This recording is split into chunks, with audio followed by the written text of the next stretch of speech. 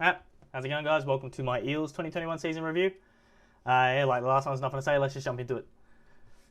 So again, with the previous ones, I'm not going to read out the stats anymore because I'm pretty sure they're right there. They're easy for you to see and just look at. But yeah. So the main stats that I really want to look at is when their tries were scored and when their tries were conceded. So they scored 101 tries, most of them in the second half compared to the first. I think it was like 15 more in the second half than the first or something like that, 15, 20 more or something like that. Like, that shows that they are, I guess, in a way, a second half team. And I think that pairs well with the offload stat, which they're the highest in, 302 offloads. I think, because they get so many offloads, because they have so much second phase play, the opposition's always tired. They get tired, they get run down, they get worn down, and then, Parramatta in the second half, they capitalise on it, and they take advantage of it, and they score all their tries in the second half. But then they also conceded the most tries in the final 20 minutes of second halves. And that one is actually a bit surprising to me, because I feel like normally Parramatta are a team that concede their tries early on, and then graft their way back into the game. Well, I don't know, maybe that's just me, but that's just sort of how I've always felt they've been for the past couple of years now. So yeah, that one, that stat actually surprised me a bit. But, other than those, few things, expected stats for a team that came, fourth? I think they finished fourth. Let me check. No, not fourth, sixth. Yeah, for a team that finished sixth, that they were in the top four and then fell out in the final couple of weeks because, like Parra always does, their form dips at the end of the season for some reason. No one knows why, they just do it. Yeah, so, sixth place, with those stats, they very easily could have finished in the top four. Obviously, one or two more wins and they're up there, but, like I said before, for some reason, come the end of the season, they always just drop off for some weird reason. Individuals to talk about. First is Brad Arthur. Solid coach, really good coach, but I think it needs to be questioned if he can take them to a grand final. At this point, I think it does, because I think this season and probably next season are going to be his last chance to really do it, because I think they're losing a lot of key players in 2023. So next year is his last chance, in my opinion, to really compete for a final with these guys. And if he doesn't, then who knows? Maybe he gets the flick. Maybe he gets moved on. Maybe they stick with him. I don't know. But yeah, I think he's a fantastic coach. I think he's an excellent coach. What he's done at Parramatta, where he's brought them from, which was wooden spoon levels. Where he's brought them from up to where they are today, where they're a very consistent, top 6, top 8 side. It's phenomenal. He's done a fantastic job there. But yeah, can he take them to a grand final? I don't know. That's yet to be seen. They haven't made a grand final with him as coach, and maybe that's a player's thing. Maybe that's a player mentality thing. Maybe they just mentally aren't capable of reaching that level, or maybe he's not capable of coaching at that level, or coaching them to that level, who knows? Again, I think he's a great coach. I think he's an excellent coach, but yeah, I think definitely after next year, if they don't make the final, I definitely think Para fans especially will need to start questioning, is he the man to take us to a final, to a grand final? Right? Yeah, other than that, excellent coach. I think, just that one little blip where he can't seem to make it past that semi-final. He just can't do it, don't know why. But yeah, other than that, good coach. He'd do an excellent job anywhere he goes, I'd say. If he were to get moved on and go to any other club, I think he'd do a fantastic job. All right. Next player is, first player, not next player. First player is Mitchell Moses. An excellent half. I think these past couple of years he's really taken on that leadership role and become more of that game manager than just the the ball runner and the ball player. I think he's definitely taken that step, and I think he needed to take that step in order to really improve his game. I think he still has a little bit to go. I don't think he's there 100% yet, but yeah, from the young boy that was at the Tigers that thought he was to put it simply, they thought he was king shit, to become a bit more of a mature, level-headed player, it's very good. It's very well done by him, and that has to go to Parramatta's coaching. Brad Arthur's coaching. Like I said, with him, we won't talk about him anymore. But like I said, he's a good coach, and he's done well with Moses, and I think Moses has done well, vice versa. I think Moses. I don't know. I think with Moses, he is at his best when he runs the ball. But at the same time, he's also gotten a lot better now with his game management. So I think it needs to be a case of he needs to find that happy medium. I can't remember what game. It was one of the games near the end of the season where Moses just decided, I'm running the ball every chance I get. And he scored I think he scored 2 tries, made 4 line breaks or something like that, that's what he's good at. That's what he's excellent at. And I think he needs to, he definitely needs to find that middle ground of being the team organizer and a ball runner, because he's definitely a fantastic ball runner and he's wasting himself by just being the team organizer. Did well I guess not really did well because he made it because of injury, but got his Origin debut. Obviously, I think he had a broken rib or a cracked back or something like that through the whole game, and he played out the whole game. So excellent effort from him. But yeah, I think great halfback. But I still think he's a bit immature in moments where things aren't going right. He seems to really point the finger. But he's definitely gotten better at that, and I think that's where the maturity's come in. He's definitely gotten better at not pointing the finger at as often as he used to. Excellent halfback. It's really all there is to say about him. Excellent halfback. He's developed, matured, and he had a really good season. All right, next is Junior Paulo, who in my opinion is one of the best front rowers in the competition. He's fast, he's quick on his feet, he can pass, he can offload. He has everything you want in a front rower, and then some. Right? He is a phenomenal front rower. Mentally for me, I don't know if he tops Papali from the Raiders. For me, they're the two that are up there. It's Papali or Paulo as the best front rower in the comp for me personally. Both of them phenomenal, excellent players. Junior Paulo, his offload game, it's something that the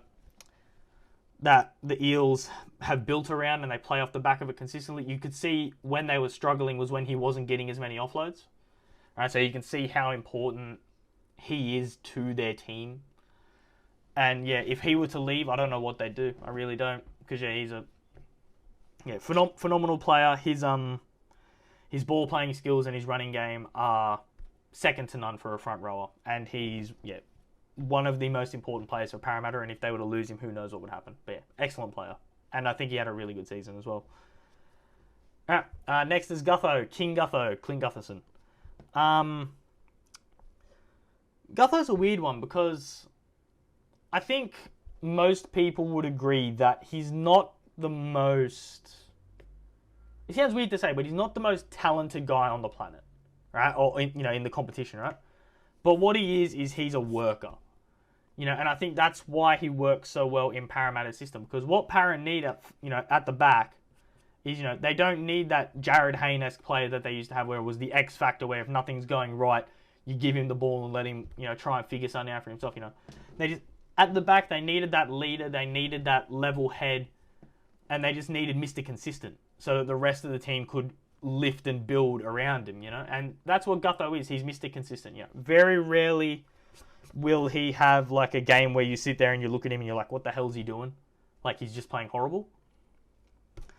But as far as fullbacks go, he's probably... like I said, skillfully, he's not one of the best, but just for impact on his team, I would say he's one of the most important.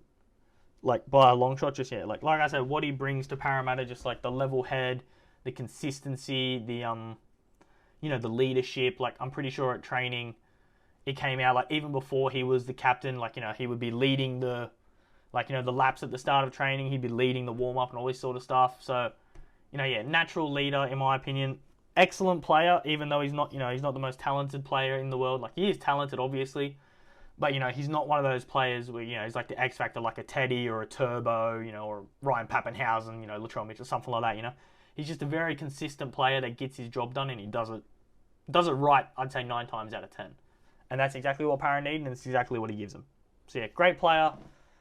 I think he got a new deal with Parra, if I remember correctly, so that's good for them.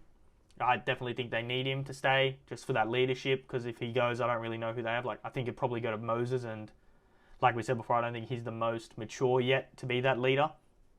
But yeah, Gutho, excellent player, another great season. I think he played really well. I think he's unfortunate to not be playing Origin, because I do think he deserves to be there, but at the same time, who do you drop? It's just unfortunate that although he is Mr. Consistent, he just doesn't have that X factor that you need to really jump to that next level as often as he possibly could. All right, next is Reed Marnie. Excellent player. I am so happy that the Bulldogs have signed him. Because, the Dogs have needed a number 9 for many years, and Reed Marnie, in my opinion, is one of the best 9s in the competition. Without a doubt, I would say he's top 3. For me personally, I would put him top 3. Yeah, I don't know. There's really not much else to say. He is a phenomenal hooker. When he was out injured, I think it showed for Parramatta. I think they really struggled without him, just without his organisation and his leadership in the middle. Don't get me wrong, whoever filled in did a decent job, but that's all they did. They just did a job. Whereas Marnie, just takes that role and controls it and leads it. And that's what you need from a 9, and that's what he is. He's a leader. He's an organizer. He's a controller. He gets the team where they need to be when they need to be there. And on top of that, he also can just make things happen himself. He makes those excellent darting runs out of dummy half. He's hit a couple 40-20s, put in a couple nice kicks right into the corner for Parra to chase and defend. But yeah, fantastic number 9. I don't think, in the grand scheme of things, when people talk about number 9s, I don't think he gets the credit he deserves.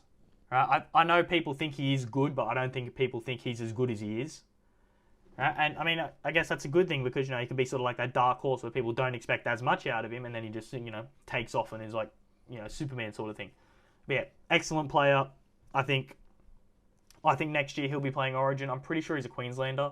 I think next year he should be playing Origin.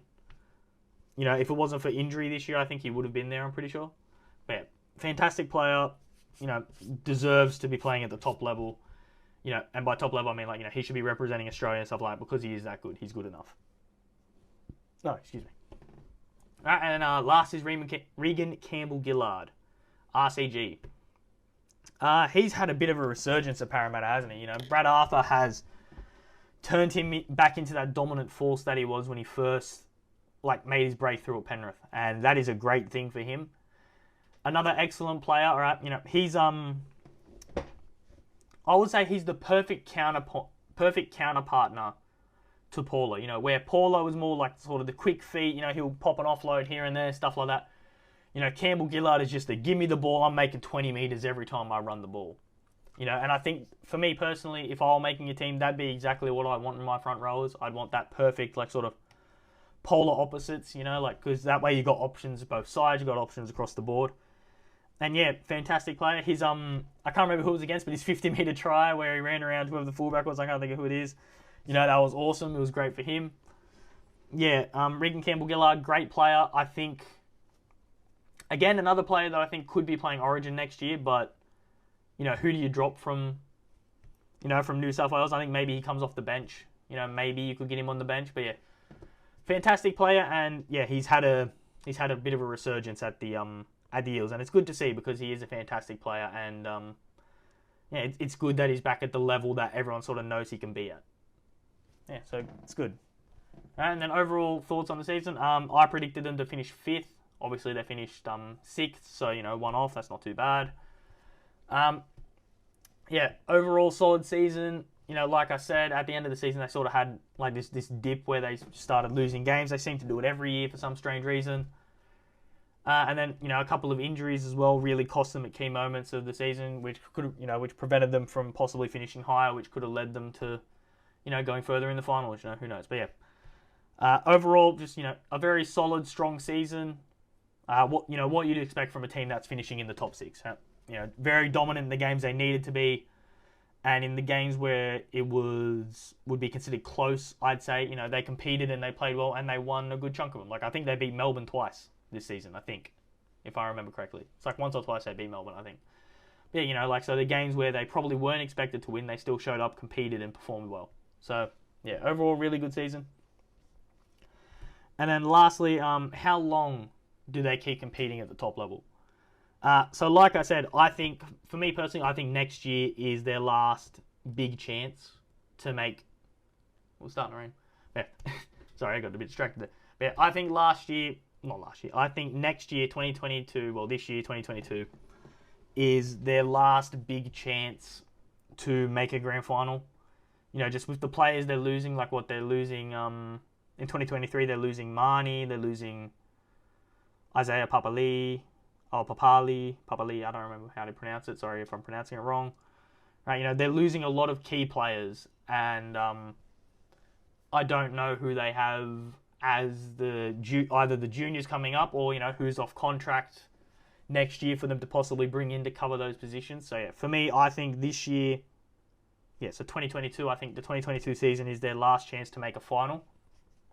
After this, do I think they will straight up just drop out of the top 8 and become a bottom half side? No, I don't think so. I think they will stay in the top 8. But I think they'll be one of those teams that just sort of... It sounds weird to say, but it's just sort of like a filler side in the top 8. Because normally in the top 8, the top 4 teams are the teams that will just dominate everything no matter what. And I think Para will still sit in that maybe like 7th to 8th range. But again, they could recruit more people. Who knows? Maybe after next year, if they don't make final again, maybe Brad Arthur does get the flick. Who knows? Like maybe they say, look, you've had your chances. You've made us to the finals this many times, but you've never been able to push on. We need to find someone that can push us on even further. Something like, who knows? Only time will tell. But yeah. I definitely think 2022 season's their last chance to make a grand final.